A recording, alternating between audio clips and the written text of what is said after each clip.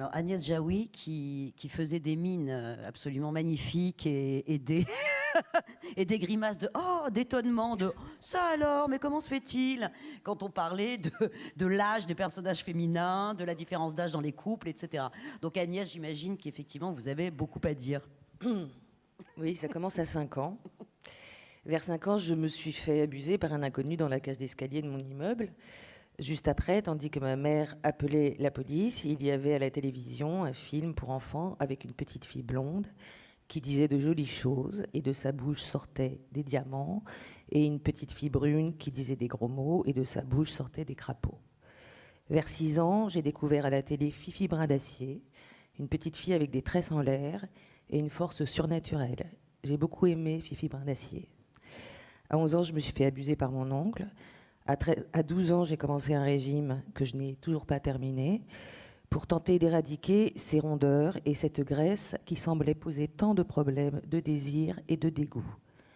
Vers 13 ans, j'ai vu des films avec Marilyn Monroe et j'ai chanté devant le miroir, la bouche en chœur, comme elle, tous ses succès.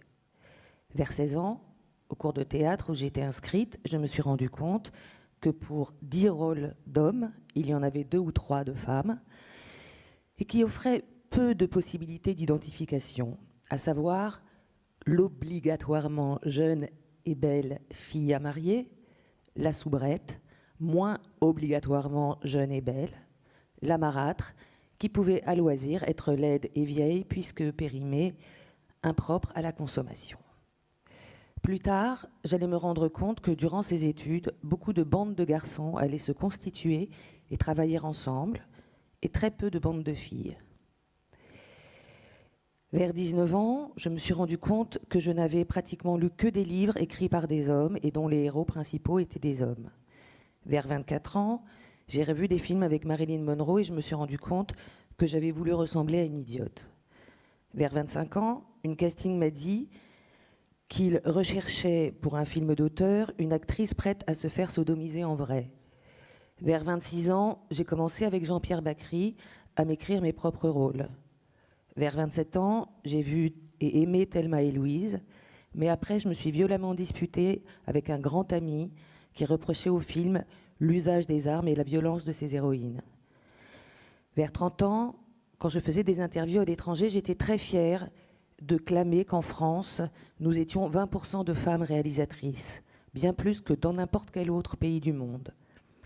Vers 34 ans, je me suis rendu compte que cela signifiait, je suis un peu mauvaise en calcul, que 80% de films étaient réalisés par des hommes, et je me suis demandé pourquoi j'avais été si fière d'un pourcentage aussi nul. Quelle puissante acceptation de mon infériorité m'avait fait me réjouir d'un chiffre aussi minable. Vers 35 ans, j'ai cherché une actrice jeune, en surpoids, pour un film, et je me suis rendu compte qu'il y avait très peu de candidates. Comme si elle s'était auto-censurée et interdite d'elle-même de pousser la porte d'un cours de théâtre. 1 an plus tard, le film est sorti, avec l'excellente Marie-Lou Berry dans le rôle, et je me suis rendu compte qu'aucun magazine féminin ne la mettrait en couverture, comme ils aiment pourtant le faire lorsqu'une fille d'actrice célèbre accède à son premier rôle. Au mois de mai, à force d'hésiter entre 12 robes, j'ai eu envie de monter les marches du Festival de Cannes toute nue. Vers 35 ans, je me suis rendu compte que l'une des raisons pour lesquelles je trouvais les actrices de la série Soprano si épatantes était qu'elles avaient des corps normaux.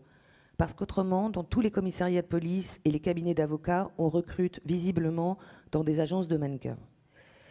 Je me suis rendu compte que mes amies actrices travaillaient moins que mes amis acteurs.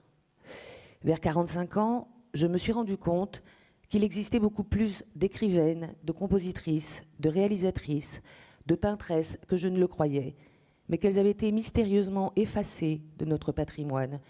Je me suis rendu compte à ce moment-là aussi qu'on disait patrimoine et non matrimoine.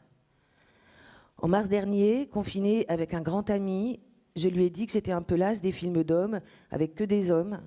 Lui ne voyait pas le problème, mais j'ai insisté et nous avons fini par voir Olivia de Jacqueline Audry, où il n'y a que des femmes. Mon grand ami s'est endormi au bout de 5 minutes. En octobre, une émission sur France Culture racontait l'histoire de Jacqueline Audry.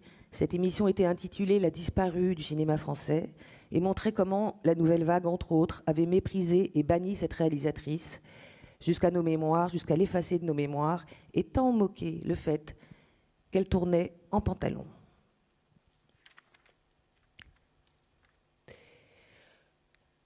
En 2017, on a représenté pour la première fois correctement le clitoris dans les manuels scolaires.